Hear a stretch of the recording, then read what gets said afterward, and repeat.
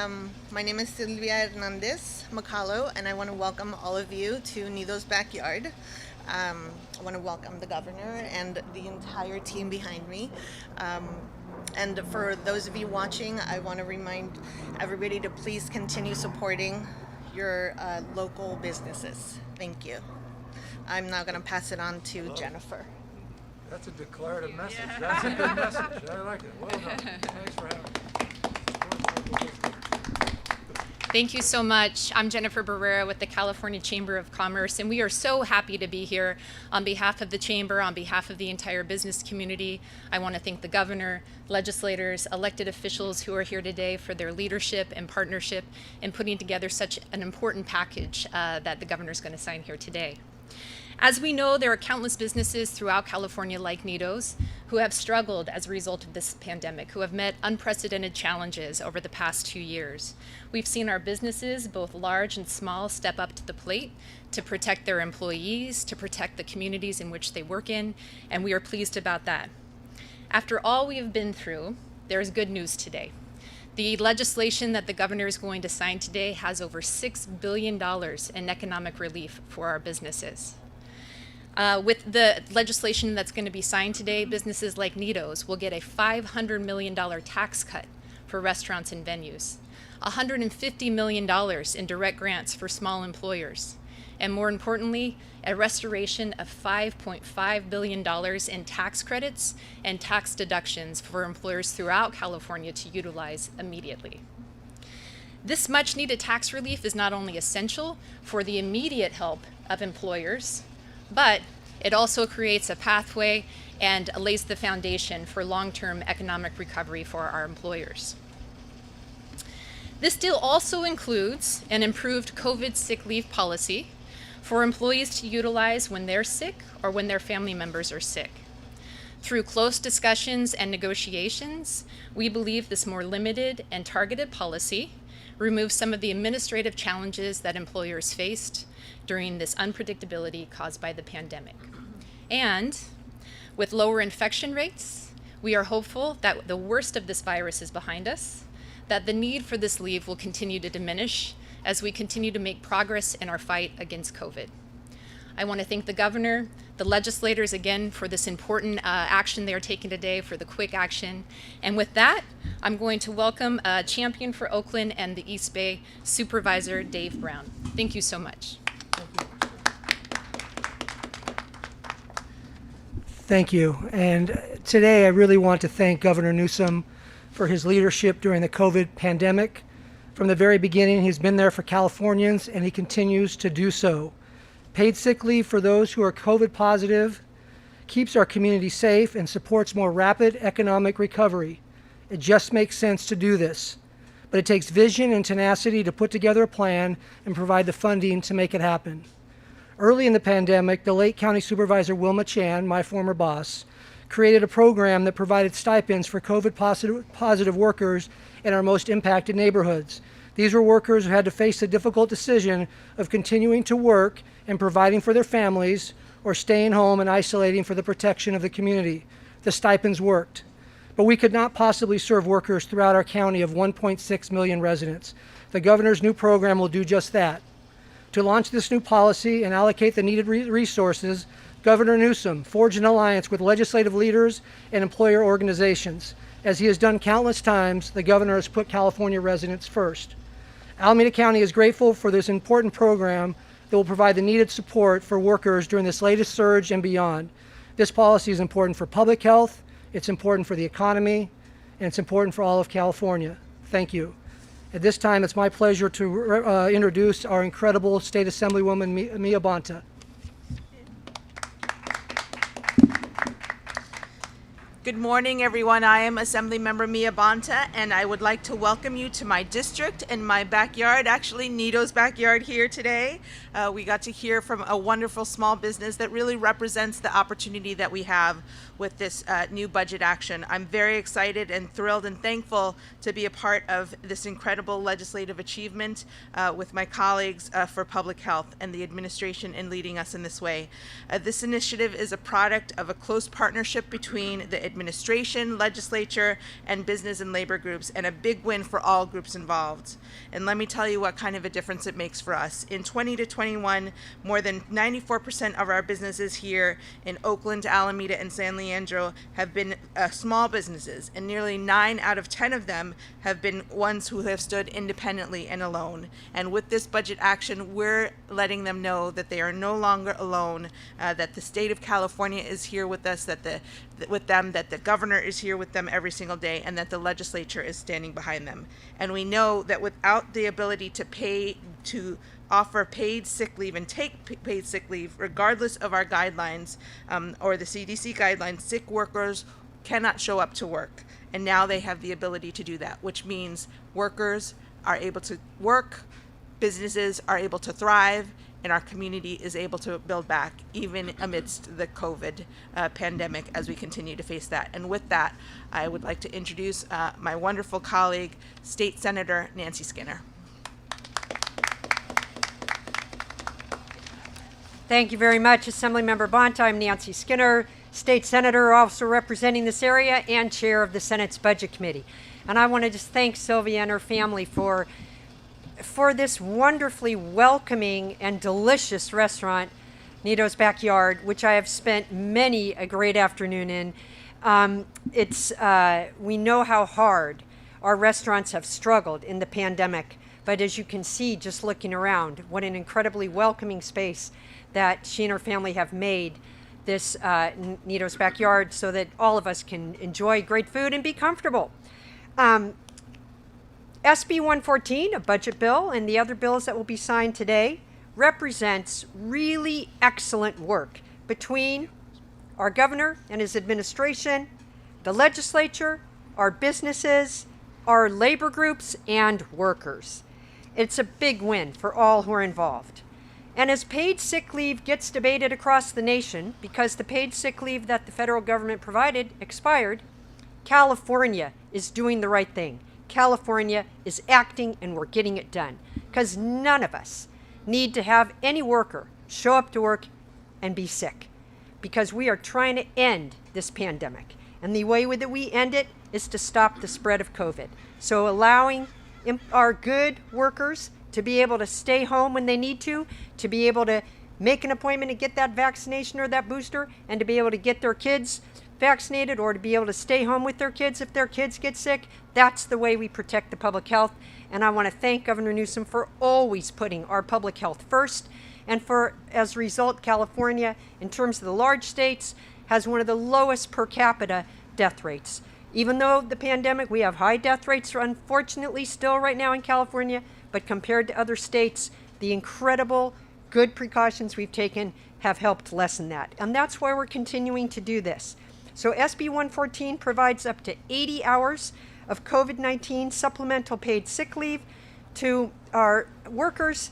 So important. And it's retroactive to January 1st of this year. And as we've watched this Omicron surge, clearly that was necessary. As Jennifer from the Chamber mentioned, the other bills that we signed as part of this early budget action, the other bills that the legislature acted on, which were budget bills and which we hope the governor will sign today, included this $6.1 billion in relief to our businesses up and down the state, and she detailed what those were. So I'm just really proud of how California, and California under the leadership of Governor Newsom, has fought against COVID and helping workers stay home when they are sick or if their kids are sick is so important in that. And we're going to keep at it until this pandemic ends, and we really thank you. Oh, and now I want to introduce Assemblymember Wendy Carrillo, who is from Los Angeles, but she is one of the new sub-chairs for the Assembly Budget Committee. Assemblymember Carrillo.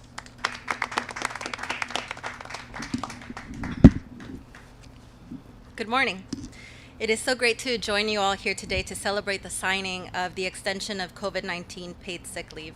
Just this morning, our U.S. Senator Alex Padilla tweeted that COVID paid sick leave should be extended on a national level, which California is already leading on. This is a testament to the leadership of Assembly Speaker Anthony Rendon, Senate Pro Tem Tony Atkins, and our Governor, Gavin Newsom. I'd like to thank the California Chamber of Commerce for their commitment to our state's economic recovery, and thank our friends at the California Federation of Labor and our labor allies for fighting for workers in all spaces. Whether or not they are in a union, labor has and will continue to advocate for working families, which brings us here today.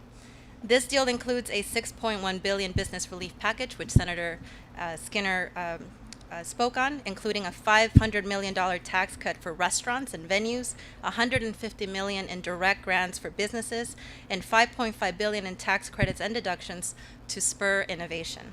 To date, more than 80,000 Californians have lost their lives because of COVID-19. We know that the majority of these workers are essential and frontline workers, most of whom are low income, from marginalized communities and communities of color. No one should be forced to make the decision of going to work sick or a choice between losing their job or taking care of their health, the health of their child or a loved one, as we continue to work through all of the different obstacles with COVID-19. Today's bill signing is one of social and moral consciousness, because COVID-19 is truly a life or death issue that not only affects those that are impacted by COVID, but clearly the safe economic recovery of our state. I'll say a few words in Spanish.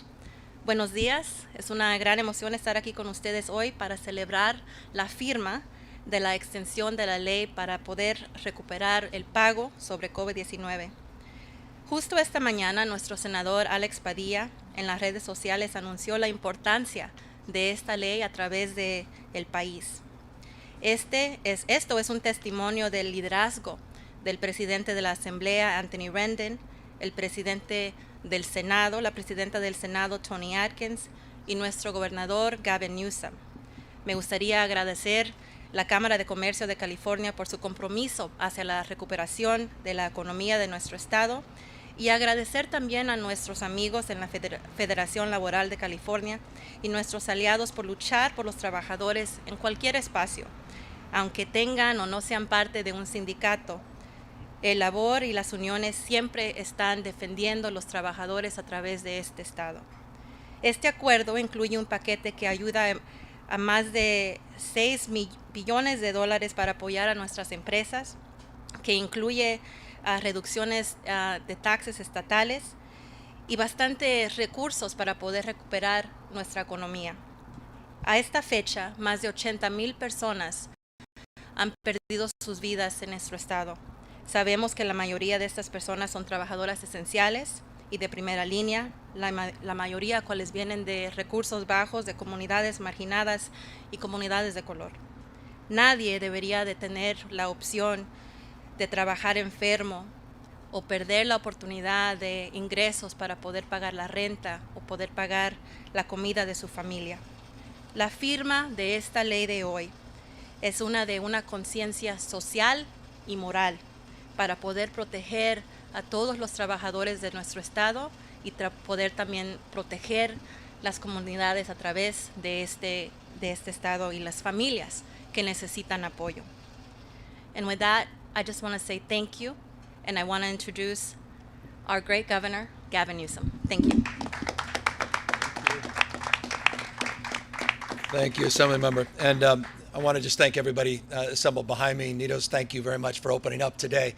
Means a lot, particularly at the last minute, which I recognize this was put together, at least the venue, at the very last minute. I want to thank, in particular, all of the folks that have been appropriately recognized in terms of their remarks, but also recognized in their remarks. But truly, as the Assemblywoman said, led by our Speaker and our Pro Tem. We had conversations a number of weeks ago about the prospect of moving quickly and focused way, in a focused manner, to put together a package that not only included sick leave for people here in the state of California, but addressed the stress stresses and travails that small businesses, medium and large businesses continue to struggle through as it relates to the impacts of this pandemic.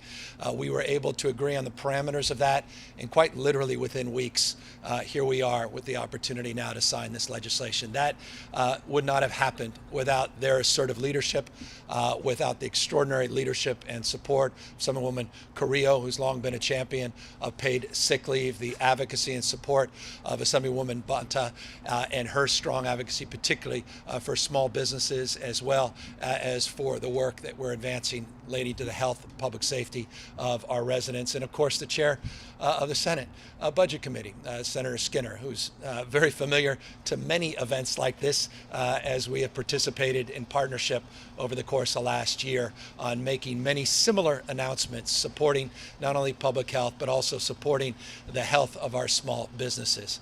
I want to, though, extend a particular expression of appreciation to Jennifer and the California Chamber for their willingness to work together with the California Labor Fed. This is what it looks like when everybody works together and rows in the same directions, working to address anxieties and concerns and compromise and find a balance that I think strikes chord with the vast majority of Californians. So it's a long way of saying this. I'm really proud to be here. I'm proud of their hard work. We wouldn't be here without them. And I'm honored to be able to sign these pieces of legislation today. Just briefly, and you know why we're here, and the speakers did an amazing job going through the details of what we are advancing here today, the $6.1 billion in tax relief and or grants, and the work to advance our paid sick leave with a retroactivity clause that goes back to January to keep employees, keep patrons, keep employers safe and healthy, and businesses open and operationalized.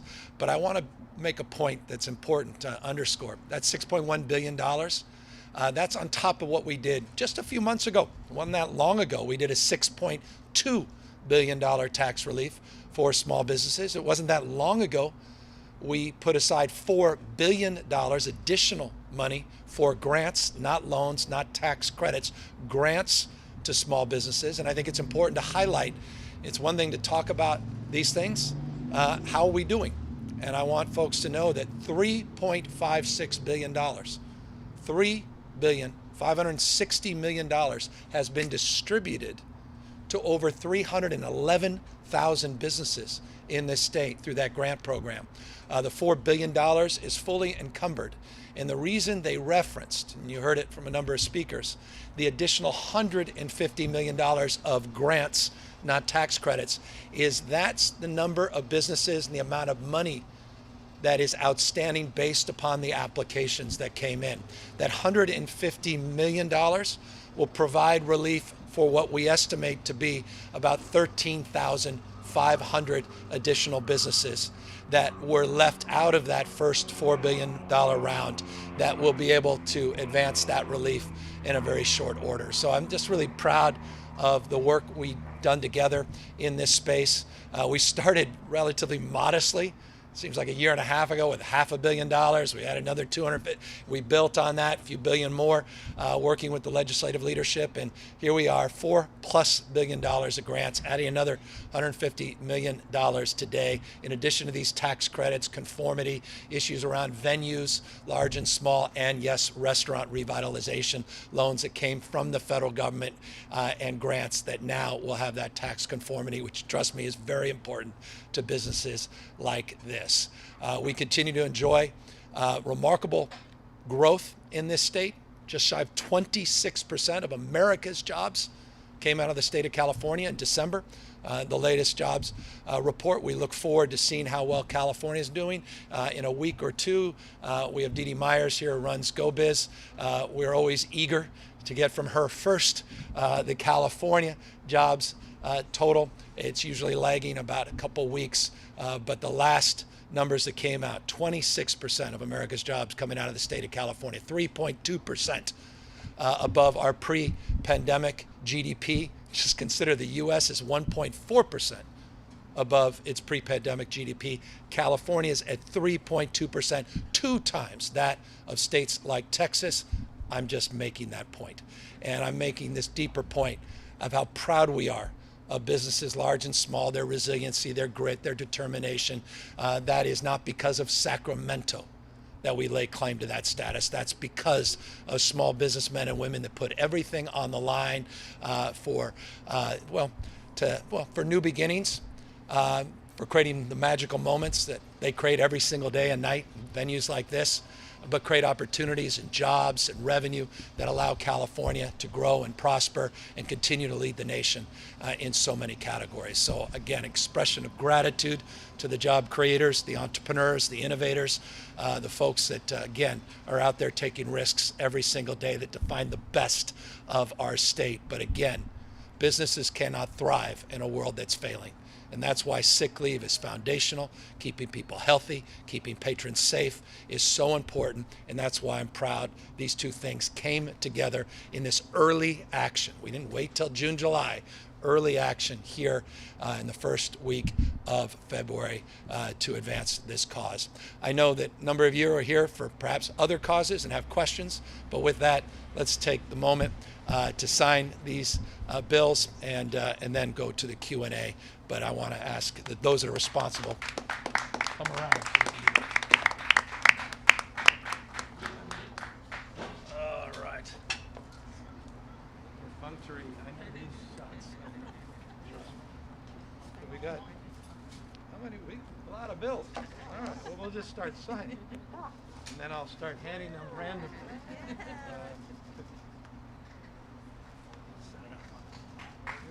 All right. Where's the supervisor? Get in here, Sue. All right, thank you, supervisor. Jen, $5.5 billion right here. $6 billion. Well, no, here's the other 600 million. Yeah, now it's 6.1. We'll take it.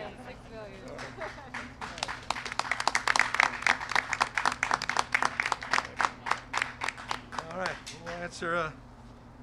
we'll answer any questions that you may have.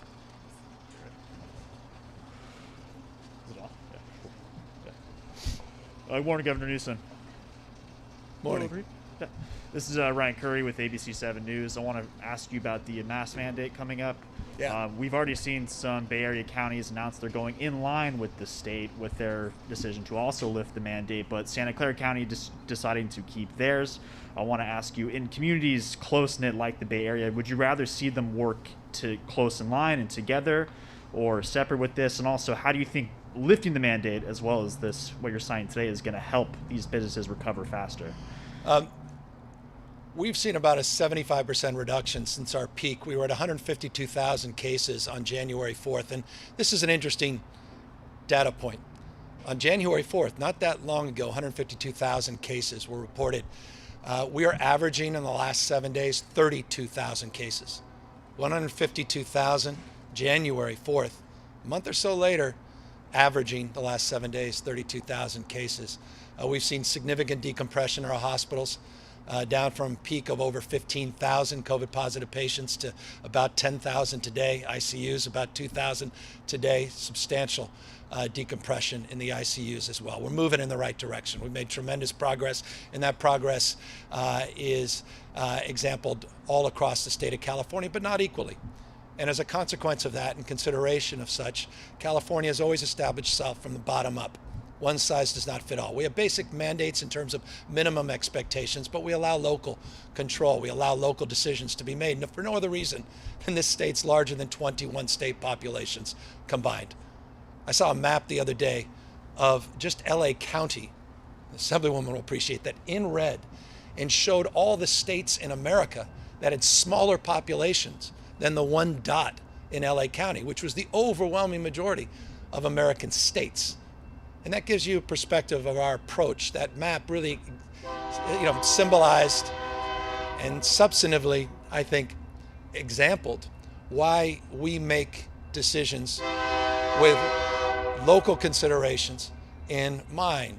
And so a consequence of that, as we unwind, as we move forward with ringing the bell,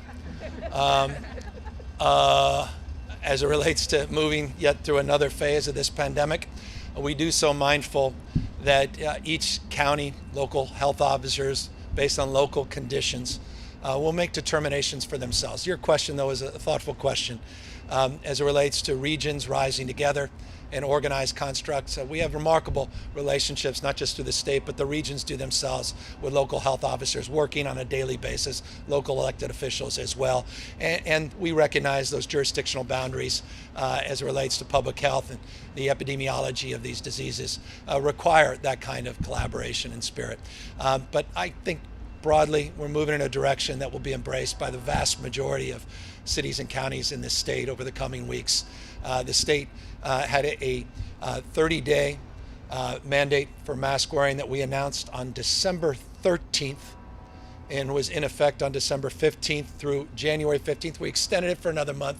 We won't be extending it next month. So it was a 60-day period during the rise of Omicron, but we still allow for local control. And as I said, I believe the vast majority of local jurisdictions will see in their own data what we're seeing in the aggregate in the California data, that we are in a very different place. Also a different place with therapeutics, a different place with genomics, a different place as it relates to understanding the unique qualities of masks, the kinds and types of masks, as well as obviously vaccines. And we continue to promote and push more vaccines, people getting boosted. 55% of Californians have gotten that boost, a little over 13.3 million booster shots. We want to see those numbers go up. We're not going to let off that effort to promote boosters. And I just want to preview now with a little more specificity.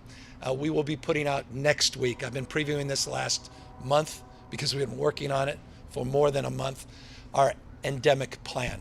And in that endemic plan, I think we'll be able to answer many questions that a lot of you have about what world are we living in, where are we going with this virus, and how can we create criteria in terms of community surveillance and an approach to this pandemic as we transition into an endemic phase where we can address the latter part of your question, which was the impacts of these rules and regulations and requirements, particularly on small businesses, individuals, and the like. And so we'll be looking forward to putting out that plan in a matter of days, as well, if you're curious, putting out additional information about what's next for masking in our public schools. And we have been working now for weeks with our education partners. Remember, there's 1,050 school districts in California, 10,500 plus schools.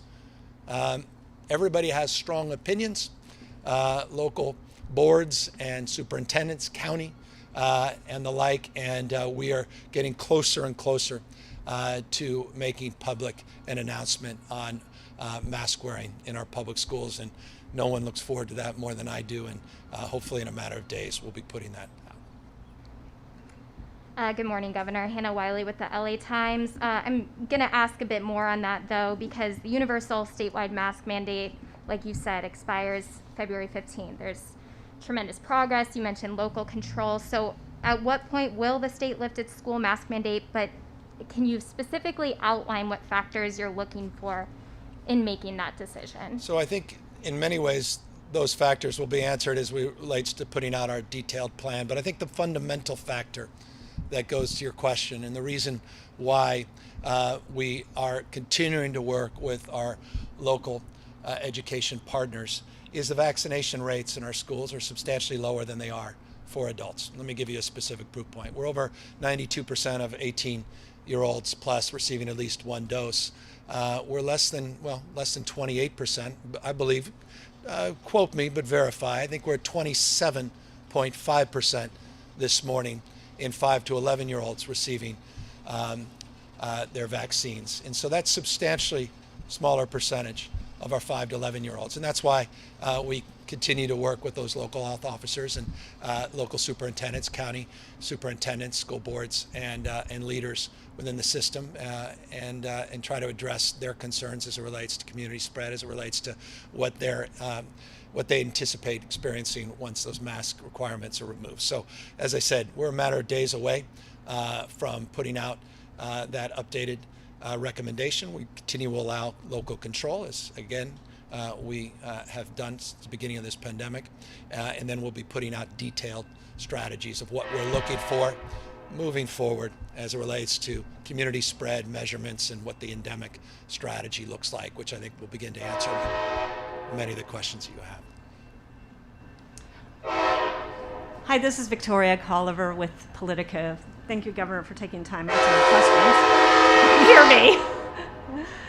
So to piggyback on Hannah's question is, I just was wondering if you can offer a little more insight of what the tension points are with the CTA, the districts, and then kind of a dual thing is also, I'm wondering if you can tease a little bit more about, in terms of your endemic strategy, if what that would address. Are you talking about asymptomatic testing, quarantines? Just give us a little more insight into that. Yes, and yes. I'm already, my team was upset. I even previewed it a month ago, 2 weeks ago, last week, and I'm sure that they're kicking me as I speak. Look, we've been working hard on this plan for some time, and I've been very transparent with you how long that's been, as I've been previewing it for some time.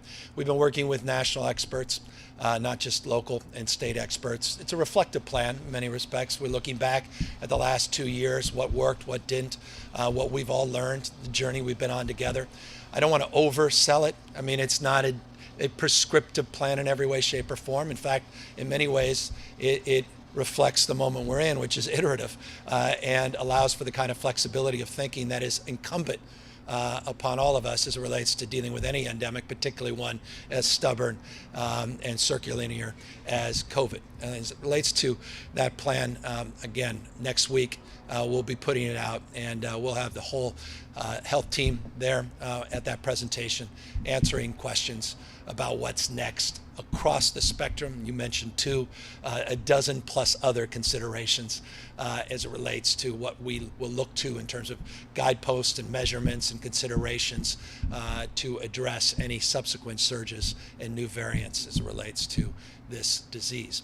Specific though to schools, honestly, I can't impress upon you more how proud I am of all of the bargaining units and paraprofessionals, not just teachers, but across the spectrum. How proud I am of our public education and educators in the system and their representatives in terms of having a collaborative approach to addressing the masking.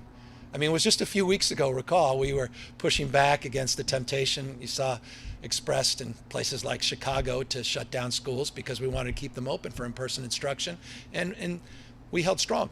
And all those folks, had the back of our kids and our parents and our communities, and there were a lot of stress associated with that, a lot of impact over the course of this last month in our public schools, and we were able to keep those schools open. By the way, I want to give you a proof point on that, so I'm not just asserting something that can't be backed up.